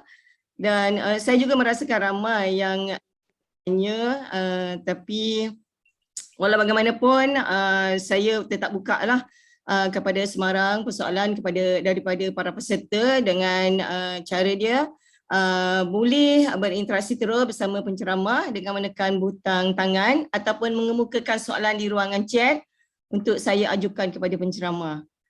Jadi mungkin ada beberapa ni sebab masa yang kita beri adalah saya rasa ada lagi dalam lebih kurang 20 minit ya sebab ya diberi masa kejeraan sampai 10.40. Jadi kita sekarang ada dalam 10.20. Okay. So mungkin ada sesiapa ingin mengemukakan soalan, dipersilakan. Assalamualaikum Datuk. Waalaikumsalam. Boleh habiskan tadi sikit dengan switch pattern tadi. Oh, berminat nak tengok switch pattern lah. Saya sangat berminat. Okay. Alright. Kebetulan pula it was the last slide. Ya. Ada 2 poin lagi. switch. Datuk. Ada 2 poin lagi. Okey, thank you. The last one itu apa saja yang kita nak buat berkenaan dengan tools ni, kita kena practice lah. Practice. Only practice make perfect lah. Kita nak coach orang dan sebagainya, kita minta dia practice lah. But switch pattern is a very interesting technique of coaching. Kita memang dalam minda kita, I just do a switch pattern. I just did a switch pattern pagi ni dengan family saya. Okay. My daughter, dia tengok saya, dah pakai baju kot dan sebagainya kan, breakfast dengan dia. Lepas tu dia kata, wah, ayah, your level of anxiety macam nampak very high ya. Saya tengok kat dia, kata level of anxiety, for her dia nampak macam saya tengah mengalami anxiety lah sebab nak ni. I kata no, on the contrary, okay, actually I'm very excited sebenarnya, tapi nampak macam anxiety, tapi saya sebenarnya excited. Okay, what is that switch pattern kita? Sebenarnya switch pattern kita boleh mengubah. Kita switch ni bukan switch, WITCH, bukan switch, tapi dia switch. Switch ni macam satu bunyi yang kalau ular jalan, kan? Kita pindahkan, kita tukar mood kita daripada something yang negatif kepada something yang positif. Okay. Kalau saya kata saya ada anxiety, yes, yesterday I was having some anxiety, sebab nak make sure kan slide saya berjalan elok, timing betul, technicalities dan sebagainya, tak ada. Itu anxiety. Tetapi after overcoming the anxiety, I cannot go on with anxiety. Apa jadi pagi ni? I have to come up with mode yang baru, yang being excited, excited. To be able to switch, daripada satu mode kepada mode lain, itu adalah merupakan satu teknik di dalam NLP. But you have to practice. Kalau kita nak pergi interview, kita rasa alamak orang ni akan tanya. Cuba bayangkan something yang kita akan rasa very positive about the interview. Orang interview ni akan suka ni pakaian aku. Orang interview ni akan suka kepada perawakan aku dan sebagainya. So kita buat satu perubahan. We set our mind. That's why we came back to programming. Kita program dalam minda kita menggunakan switch pattern. But you have to learn. Dalam NLP ada teknik-teknik, ada kita panggil, ada vocabulary dia, anxiety versus excitement, takut versus berani, malas versus rajin. So you have to do that switching, bukan switching all the time. Okay, so that's something yang kita ni. Alright, hopefully sedikit tu boleh. Kita kalau dalam NLP training, the whole session tu kita buat switch. The whole session, macam mana kita nak buat switching? Alright. Okay, ada lagi? Okay, Datuk. Assalamualaikum, Datuk. Waalaikumsalam. Saya nak tanya Datuk lah. Saya ada 3 perkara lah kat sini. Yang pertama, saya amat regret lah. Rasanya macam saya cakap lah, song-song buku dah sekarang NLP ni, but it's a very good courses lah yang perlu dilalui oleh leader dan juga sebagai saya seluruh warga universiti lah dalam konteks hari ni. And then yang kedua pula ialah macam Datuk cakap tadi, berkenaan dengan statement of purpose. Saya nak lihat dalam statement of purpose, macam katakan kita bekerja ni kan. Is that a statement of purpose dalam konteks NLP lah bagi saya? Pertama, kita kerja dalam diri kita kerja kerana Allah. Yang kedua, kerana organisasi. These two things yang akan menyebabkan kita ni akan, sebab kerja ni akan kita berlarutan selama 20 tahun, 30 tahun ataupun mungkin ada yang 10 tahun kot saya lah kan, kalau yang nak pencing apa kan. Jadi benda ni kita punya statement macam tu, dan by end of the day siapa pun yang akan berada di atas kita ataupun apa pun perubahan berlaku politik whatever, dia akan mengekalkan momentum kita. Itu statement of purpose lah dalam bagi saya lah kan, ya, kalau kita bekerja ni. And then yang ketiga pula yang saya nak tanya Datuk berkenaan dengan NLP ni, especially di peringkat di macam saya ni librarian kan, macam kita tahu library ni dia silo, most of dia punya orang-orang yang bekerja ni dalam kelompok masing-masing lah dalam. satu bangunan, di situlah dia menghadap buku dan di situlah dia berurusan dengan stakeholder. So macam mana dalam konteks sebagai seorang leader, sebab dia pun mengumpulkan pengurusan tertinggi universiti, untuk dia nak memecahkan kepompong diri dia tu supaya dia ni lebih yakin apabila dia bersama-sama dengan orang akademik. Dia boleh bercakap bersama-sama dengan orang yang lebih higher level dengan dia. Sebab rasa saya ini yang rasa saya kita perlu terapkanlah dalam konteks the next successor ataupun pustakawan-pustakawan yang akan datang yang akan mengharungi bidang ini. Dan sebenarnya saya banyak nak tanya soalan pada tu sebab saya minat LLP ni sebenarnya sebab dia tidak boring. Tapi 1 jam setengah ni memang tak mencukupi lah sebab saya pernah bersama-sama dengan Prof Jai ni selama 3 hari yang sebenarnya dia lead berkenaan dengan Hala 7 Mapin masa tu dan dia membawa konsep NLP ni. It's a very good lah. Saya dalam kata lain NLP ni dengan Prof Jai ni saya boleh cakap saya mentorkan dia dan juga dalam baru ni saya baru buat buku Datuk Idris Yusof redesigning higher educations dan kita nak terbitkan tak lama lagi ni. So I can see that what actually inside of him masa dia menerajui KPT masa itu. So this is macam Datuk cakap tadi lah. Memang a very positive thinking person. It's a very good lah untuk kami lah. So nak tanya Datuk yang macam soalan-soalan saya tadi lah. Okay. Nak deal dengan that question because it's a very big question. Cik Azman mungkin tak kita tak ada masa yang banyak. But saya boleh respon sikit je. Satu ialah berkenaan dengan well informed outcomes tadi. Yang Cik Azman sebut itu fokus kita tiap hari datang, kita kerja kerana Allah dan juga kerana organisasi dan sebagainya. Those are the values, bukan goals. Those are not the goals. Goals ialah tempat yang kita tuju. So itu ialah nilai yang kita pegang. Nilai kita pegang ialah kita bekerja dalam sebuah organisasi, kita beri yang terbaik pada organisasi dan kita adalah bekerja kerana Allah, jujur dan sebagainya. Those adalah nilai yang kita pegang. Tetapi what is the matlamat yang kita ada secara spesifik. Okay, saya nak sebut macam ni, saya have to mention juga. Kita bermula mungkin daripada soalan yang besar, satu persoalan yang besar, tetapi dalam NLP dia ajar kita macam mana kita kita kerat, kita potong dan kita selesai satu persatu. Okay, sebab tu dah dia achievable, dia measurable, relevant. Kalau kita buat terlalu jauh mungkin susah. Salah satu prinsip dalam NLP dia panggil straight line. Prinsip dia straight line. Straight line ni adalah the shortest tempat di antara 2 point. Straight line is the shortest.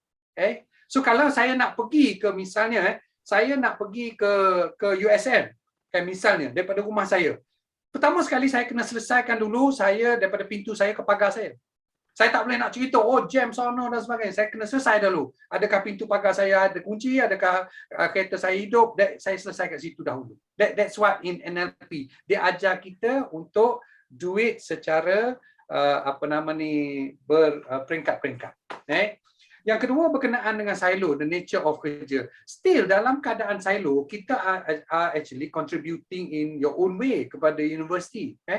Apa halangan dia? The question ialah what is the halangan secara peribadi untuk kita maju? Cuba cari isu tersebut. Let me try kalau saya boleh share berkenaan dengan case tadi saya ni sikit je Puan Raya. So that boleh Datuk silakan.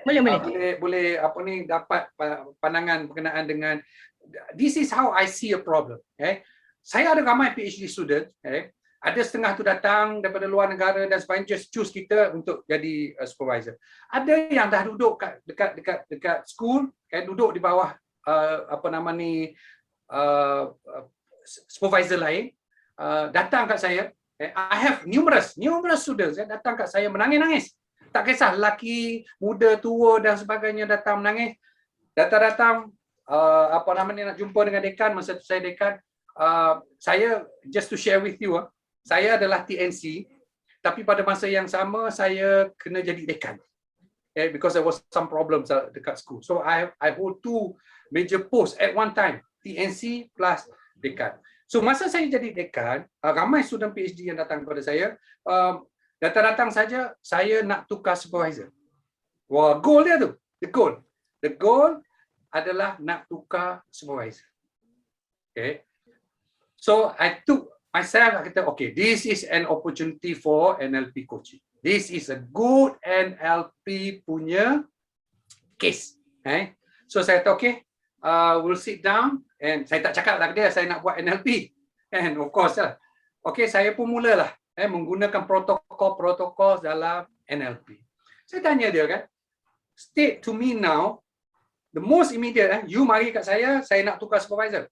Okay, hold on, jangan lagi. Kata, sekarang ni you nak apa? You nak apa sekarang ni? Saya nak PhD. Oh, jauh tu. Kan? Jauh lagi tu. Tadi nak tukar supervisor. Lepas tu sekarang saya nak degree saya PhD. Anyway, budak ni sekarang ni alhamdulillah dah lulus lah. Dia nak pergi kat sana. Dia kata, you nak tukar supervisor. You dah tahu supervisor siapa? Saya nak prof lah. Okay, so maknanya you macam dah ada jawapan lah. Kan? You nakkan saya, you nakkan PhD nanti, seolah-olah you semua dah ada jawapan. But you have not solved the problems. Kan? What do you want now? What do you want? Dia kata, sekarang ni saya nak sebenarnya yang immediate ialah lulus proposal saya. Rupanya dia ni tak lulus proposal. So bila tak lulus proposal, dia rasa dunia ni runtuh bagi dia. Padahal lulus proposal is a step to move forward. So saya kata ke dia, now you nak lulus proposal. Why do you want to change the supervisor? You know, pemikiran kita, dia gagal proposal, so you nak tukar supervisor. Because pada masa itu dia punya diagnostik sendiri adalah supervisor tu tak buat tu, supervisor ni tak buat ni, supervisor ni. See, balik kepada Tony Williams kata, beza di antara resource and being resourceful. Dia resources dia ni. Dia kata, oh supervisor tak buat ni, supervisor tak buat ni dan sebagainya. Of course, kalau you pergi tanya supervisor kata lain pula kan? Kan? I myself am a supervisor. Saya pun akan naik angin juga kalau student pergi kat orang lain cerita, Bro Adnan jadi supervisor, tak buat tu, tak buat ni, tak buat ni kan. So, kita kena faham juga kan. So, saya katakan, sekarang ni, your goal ialah untuk lulus proposal. What do you need to do? Dalam NLP kita tanya soalan, kita tak bagi jawapan. Kita tak bagi jawapan. Saya tak bagi jawapan. Oh, yang immediate saya nakkan proposal. Bukan saya. Dia kata, what do you need to do? Oh, saya nak kena baiki proposal saya. Yes. You nak kena baiki. Bukan supervisor nak kena buat. Now you know. Tengok goal tadi. Goal adalah kita. Yours. Kan? Skype punya tu, kita punya goal. Bukan supervisor tu punya goal. Oh, dia kena supervise saya. Dia kena bagi masa saya. No. In LP, you have to do it. What do you need to do? Saya kena pergi polish saya punya proposal saya. Does it stop you from asking other people second opinion? No? Okay. Boleh tanya. You boleh bagi tanya saya. What went wrong with my proposal? So, we do not have to change the proposal. You change supervisor pun, kalau your proposal sucks, it still sucks. Because that is not the problem. And the problem is with your proposal. It's not the supervisor. Of course, there are people yang ada masalah. Saya tak nafikan ada proposal yang tak nak ambil tahu dan sebagainya. I'm not saying that. But saya nak praktiskan NLP dalam case PhD student ini supaya dia sedar bahawa sebenarnya you asyik duduk menyalah orang tu, menyalah orang ni. You buat tak apa. Tapi alhamdulillah after struggling dan sebagainya, dia maintain dengan supervisor tersebut dan dia pun dah dapat PhD. Alhamdulillah. Itu kejayaan saya dari segi NLP untuk make they understand that you do not keep on telling your resources. Orang tu tak ada, benda ni tak ada, ni benda tak ada. You buat apa? Okay, so that's my example lah. Banyak kalau saya nak share dengan tuan-tuan. Alright, itu saja. Okay, terima kasih Datuk. Okay, silakan Puan. Okay, Noraini. Saya tak naklah bertanya soalan yang canggih macam Encik Azman Hashim tadi, tapi just simple saja because memang I got really attracted by the yang important element I think in NLP yang you mentioned tadi site tu. And you promised just now to give us example of each of these positive sensory, your skip and ecology, and your study lebih kurang dah Prof dah bagi dah kan dalam example PhD student tadi tu. Can you elaborate Prof on site? I miss that's my dalam slide saya ke? Which one? Boleh PSY. Oh, site. Yes, Oh, sorry. site. Okay. Yes, side, Alright. side. Okay. Yes. Let me go so that you can see dia punya apa nama ni? Yang kelima, Datuk. Sini. Side. Yang keempat. Sekejap I will Will inform outcome. Alright. Well inform. Okey, yang kelima. Okay, ni Okay. Saya reframe balik. Okay, reframing ni pun is part of NLP kan, so that you see differently now. Okay, pertama sekali ialah outcomes yang kita nak. Macam student saya tadi kan, outcomes yang you nak ini mestilah well formed, something yang betul-betul dibina. Dan kalau ikut NLP dia mestilah dibina menggunakan deria. Okay, deria. Kita kalau kita outcomes ini kita boleh rasa, kita boleh nampak, visualize, dan kita boleh dengar. Misalnya kalau kita kata saya target saya ialah lulus proposal. PhD tu jauh lagi lulus proposal dari segi deria you boleh nampak bila you lulus proposal, jalan terbuka untuk pergi buat research. Itu mengumpulkan elemen-elemen yang kita nampak sensory, yang saya sebut. So it is just beyond specific, measurable, attainable, relevant, and time bound. Itu maksud saya, Puan Nuraini. Dia kalau dalam kursus-kursus lain dia just sebut smart. You pergilah mana-mana kursus dia sebut smart, tapi NLP dia tambah satu lagi element of sight, itu dia kata being positive. Maknanya saya lulus proposal, positif. Kemudian saya boleh nampak. That apabila saya lulus proposal, jalan saya untuk meneruskan mengaji saya akan terbuka. Saya dah mula nampak bahawa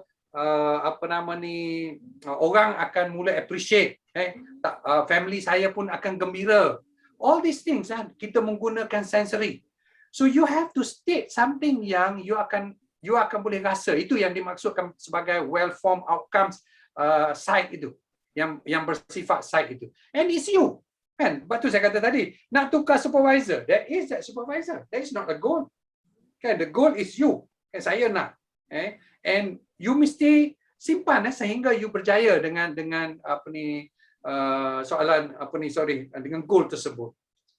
And of course dalam kita menetapkan that outcomes kita faham bahawa dia adalah kompleks. Dia ada kompleks.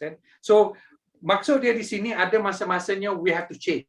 Ada masa-masanya we have to be flexible. Banyak ni berkenaan dengan site ni yang kita boleh buat. Dalam latihan kita untuk membina well-formed outcomes ini memang banyak selalunya. Saya ingat lagi training dulu berapa kali fail untuk membuat well-formed outcomes because kita tidak menggunakan smart dan kita tidak menggunakan psych. So dia kena ada kedua-dua elemen itu. But definitely I won't be able to show you specifically in details now lah. Kalau student saya tadi tu bolehlah ambil salah satu example, saya suruh dia gambarkan once dia dah selesai proposal, dia boleh rasa apa dan sebagainya. Barulah kita akan rasa jalan, baru nampak jalan. Kalau kita boleh rasa, kita boleh nampak dan kita boleh dengar. Kita rasa kita boleh dengar, kita akan nampak jalan. Oh, jalan dia macam ni. Kan? Sebab kita dah boleh visualize benda tu. Alright. Okay. Thank you, Terima Prof. kasih, Datuk. Terima kasih, Puan. Dan juga terima kasih yang lain. Sebenarnya ada banyak soalan dalam tapi kita tidak ada masa. Kemungkinan besar kita akan hantar dan Datuk akan jawab dan kita akan share kepada peserta yang lain. Jawapan tu mahal, Puan Rogaya. Ya? Jawapan tu mahal. Ya, betul. Mahal sangat. Itulah. Sayang, saya memang cemburu pasal NLP ni sebab selalunya dapat masa yang singkat bila kita itulah, saya pun Cik Azman. Datuk, Cik Azman ni pengerusi Jawatankuasa Ketua-Ketua Pustakawan UA. Okey. Itu yang dia. It's a very good courses, Datuk. Saya memang NLP ni. Sebab dia positif, dia memang positif. Yes, betul. Sangat membantu. Ada satu soalan yang menarik. I know masa dah tak ada. itu. Puan Noreha tanya soalan berkenaan dengan hati. Silakan. Soal hati. Wow. Susah nak jawab ni. Dia sebab NLP memang saya akui ya, it is a secular technology method, secular method. So dia hanya bermain dengan minda, tetapi ada elemen hati disebut berkenaan dengan value. So kalau saya kata value itu adalah sebenarnya soal hati. So apa nilai yang ada dalam diri kita? Bila kita nak buat sesuatu, dia tidak boleh bertentangan dengan nilai hidup kita. So kita nak set goal, kita nak buat apa dan sebagainya, dia mestilah selari dengan nilai kita. Sebab tu ada dalam di antara benda-benda yang penting tadi adalah value, coaching dan sebagainya. So setakat tu aja saya boleh jawab sekarang. Tapi secara besar dia tak ada sebut berkenaan dengan hati. Okey Dato', rasa last word daripada Dato', boleh bagi rumusan sikit ni untuk daripada hasil daripada pembentangan yang sangat-sangat menarik dan fantastik tadi tu. Mungkin Datuk boleh bagi sedikit yang boleh orang kata take home punya ni ke ataupun ni. Okay, very quickly kan. First my apology lah. I don't think I'm doing justice to NLP training because NLP training requires berhari-hari. Bukan cara berhari-hari, bersiri-siri pula tu. Bukan berhari-hari. Satu basic pun dah 7 hari, 8 hari. Next level pula 7-8 hari. You know, kalau nak jadi sampai Jimat Taib, Datuk Sri Idris, you have to undergo so many phases of training. Kan? Tapi pada saya macam ni lah kan. Whatever teknik yang diberikan ini merupakan satu ilmu kepada kita dan kita kena bijak. Kita kena bijak untuk menggunakan bila dianya ada opportunity. Bukan kita cari, oh saya nak pergi buat NLP training ni, coaching ni, saya duk cari apa benda ni. But whenever the opportunity comes, misalnya case PhD student saya tadi kan, the opportunity comes, dia strike dalam kepala saya, oh okay, let me try out berkenaan dengan goals. Maybe you don't have a right goals. So kita pun mula daripada situ. Kita don't think big. Bukan kata, oh saya nak bantu anda macam mana untuk dapat PhD. No, you don't do NLP on getting a PhD. Okay, but you are helping them on satu persatu, step by step on issues. Segala benda kalau dalam NLP dia panggil chunking, kita chungkan dia satu. Dan mudah kita nak urus, kita nak managekan. So itu yang saya harap tuan-tuan dapat. Walaupun Cik Azman tadi tanya pasal goal yang besar dan sebagainya kan, tapi cuba chungkan dia. Cuba chungkan dia dan insya-Allah with that chunking kita boleh set goals yang bersifat smart dengan mengambil kira NLP komponen yang bersifat psych. Okay, itu daripada saya. Terima kasih Datuk. Okey, para hadirin yang saya hormati sekalian, maka selesailah sesi 1 bersama yang berbahagia Profesor Datuk Dr. Adnan Husin dengan topik Leading with NLP, Critical Library Leadership Skill. Banyak yang telah kita perolehi daripada kupasan dan juga ulasan serta perkongsian telah diberikan seperti konsep NLP, teknik-teknik, NLP for management dan leaders dan sebagainya yang kita akan manfaatkan dalam urusan pentadbiran dan juga di luar daripada organisasi. Makna kita mengharapkan agar tenaga positif yang telah kita state tu dapat memberi kesan kepada circle kita ya. Jadi saya mewakili AJK Selip memperakamkan penghargaan dan ucapan ribuan terima kasih. Makna terima kasih Daun Keladi Datuk, lain kali mungkin lagi. Dan semoga perkongsian ini sangat bermanfaat pada kita dan dalam peningkatan kompetensi minda dan juga peningkatan organisasi dan dapat meningkatkan aspek kepimpinan dan yang akhir kata daripada saya mohon ampunan maaf sekiranya terdapat kelemahan yang saya lakukan. Maknanya yang baik itu datang daripada Allah SWT dan yang buruk itu adalah daripada kelemahan saya sendiri. Terima kasih sekali lagi dan saya serahkan majlis ini seterusnya kepada pengurusi majlis Encik Sahrul. Silakan Encik Sahrul. Okey, alhamdulillah, syukur alhamdulillah dan terima kasih diucapkan kepada yang berbahagia Profesor Datuk Dr. Adnan Husin atas kesan ilmu yang sangat memberi manfaat kepada kita semua. So semoga para peserta dapat adapt lah dan perkongsian dan pengalaman yang diberikan tadi. Dan terima kasih juga kepada moderator kita Puan Rugaya binti Ali atas suksesnya mengendalikan sesi tadi lah. Okey, seterusnya para hadirin yang dihormati, bagi meraihkan majlis sebagai tanda kenang-kenangan dan kasih sayang sama kita, para hadirin diminta untuk mengaktifkan kamera masing-masing untuk sesi bergambar. Boleh ya? Ya, technical boleh snap. Okey, bersedia semua? Okey. 1, 2, 3. Okey, lagi sekali thumbs up. Boleh semua thumbs up? Oh, bukan soaring upwards eh. Boleh akan datang Datuk. Okey, 1, 2, 3. Okey, terima kasih. Okey. Terima kasih Okay, semua. terima kasih Datuk. Terima kasih Datuk. Okey. Minta maaf kalau ada mana-mana kekurangan, salah bahasa dan sebagainya lah. Mohon maaf. InsyaAllah kita jumpa lagi Datuk. InsyaAllah kita jumpa lagi Terima kasih, Datuk. Thank you very much. Okey, my Jangan pleasure. panggil my lagi pleasure. Datuk sebab Sorry tak dapat habis jawab lagi. soalan-soalan saya tengok dalam chat tu banyak tu. Datuk, tak betul, puas betul. Datuk sebenarnya dengar. Apa dia? Tak puas sebenarnya. Tak puas saya dengar. Banyak lagi. Boleh jemput di luar daripada Excel League ni pun boleh jemput. Boleh. Ni yang Boleh. seronok Terima kasih, khusus Datuk. NLP Terima ni, dia kasih. tak boring Datuk. Okay, take care. Itulah. Tak boring. Dia bergantung kepada penyampai juga. Itulah. Tapi saya pergi pada semua NLP ni memang siapa pun kalau yang duduk depan tu memang tak boring Datuk. Okey, alhamdulillah. LLP ni sebenarnya berat tapi cara Datuk bawa tu mudah difahami memang best. Alhamdulillah. Senang nak faham. Boleh. Terima kasih Dong Kelani Datuk. Lain kali kita panggil lagi Datuk. Alright, insyaAllah. Okey. Thank you so much. Okay, take care. Assalamualaikum warahmatullahi wabarakatuh. Salam. Dan kami mengucapkan terima kasih sekali lagi atas kerjasama yang bagi Datuk, tuan-tuan dan puan-puan semuanya.